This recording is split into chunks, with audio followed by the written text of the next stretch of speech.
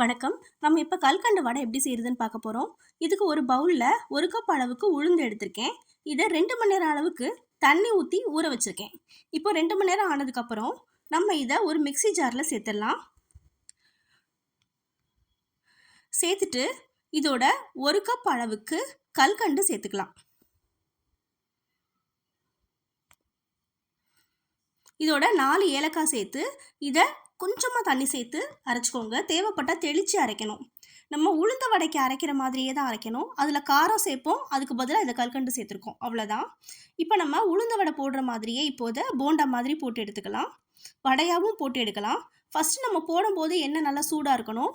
அதுக்கப்புறம் நம்ம சிம்மில் வச்சு தான் இதை நம்ம பண்ண முடியும். அப்போ தான் உள்ள வரைக்கும் நல்லா வேகும். 2 பக்கமும் பொன்னிறமாக வெந்ததும் இதை நம்ம வெளியே எடுத்துடலாம். அவ்வளோதான், நம்மளோட கல்கண்டு வடை ரெடி. இதை நீங்கள் உங்கள் வீட்டில் ட்ரை பண்ணி பாருங்கள். செம்ம டேஸ்டியாக இருக்குங்க. கிட்ஸுக்கு ரொம்ப பிடிக்கும். பாய்.